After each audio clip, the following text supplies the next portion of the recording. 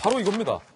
아니, 일본의 번화한 유흥거리 신주쿠 한복판에서 총격 살인 사건이 벌어졌습니다. 그런데 그 살해된 피해자가 한국인이었습니다. 신주쿠 현장에서, 범죄 현장에서 저희 돌직구쇼 시청자가 보내온 현장의 사진들부터 함께 보시죠.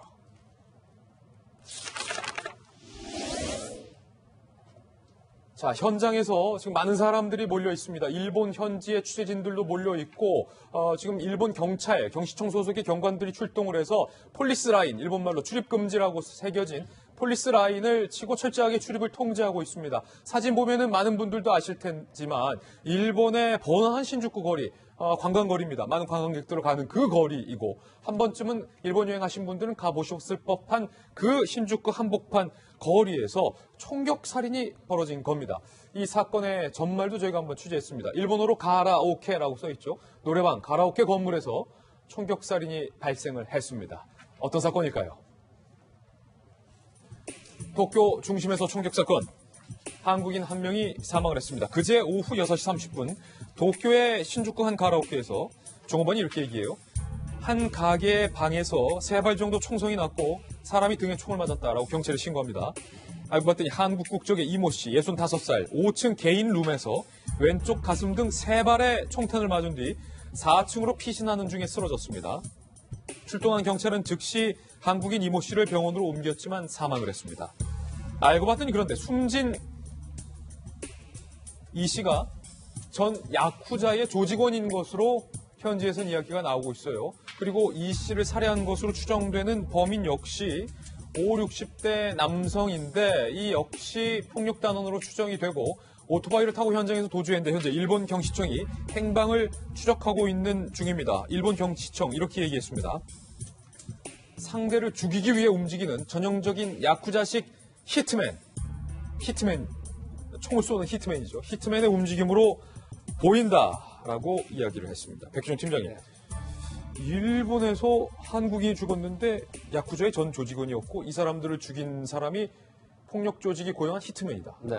그 일본의 야쿠자 같으면 지금 우리 한국인들이 일본에 연간 700만 명 정도가 왕래를 하고 관광차 이제 다녀오는데요. 사실 신주쿠 가부키초라고 하면은 우리 가라오케라고 해서 한국에서도 꽤 많은 그런 어떤 유행이 됐었던 노래방 형태이죠. 네. 근데 여기에서 전 폭력단원. 그러니까 지금 일본의 최대 그 조직은 야마구치라고 하는데 거기서 또 가장 그 악명 높은 조직이 쿠도카이라고 그래가지고. 쿠도카이. 예, 그 야쿠자들의 특징이 뭐냐면 충성을 맹세하기 위해서 조직에 가입을 할 때 왼손 약지를 절단합니다. 아하. 그리고 온몸에 자기들 조직의 형상인 그런 문신, 타투라고 하죠. 문신을 이제 하고서 활동을 하는 이런 상황인데 지금 1992년도에 폭력단 대책법이 일본에 생기죠. 우리가 1980년대하고 90년대 초에 그 범죄와의 전쟁을 할 때 조폭과 전쟁을 했었던 이런 게 연상이 되는데 그래서 이제 야쿠자를 제재하는 그 조례도 이제 생겼거든요. 이것 때문에 사실 그 수입원이 굉장히 줄어들어 버립니다. 예. 그래서 야쿠자들 간에 어떤 수입원을 놓고 내부에 전쟁을 하거나 또 내 안팎에서 라이벌 간에 전쟁을 해가지고 이런 형태인데 어떤 거냐면 필리핀에서도 120만 정의 총기가 난무를 해서 우리 교민이 한 70여 명 가까이 사망을 했었는데 대부분 이런 형태예요. 야쿠자들이 권총을 들고 와가지고 그다음에 오토바이를 대기시켜놓고 영화 같죠. 드라마 같죠.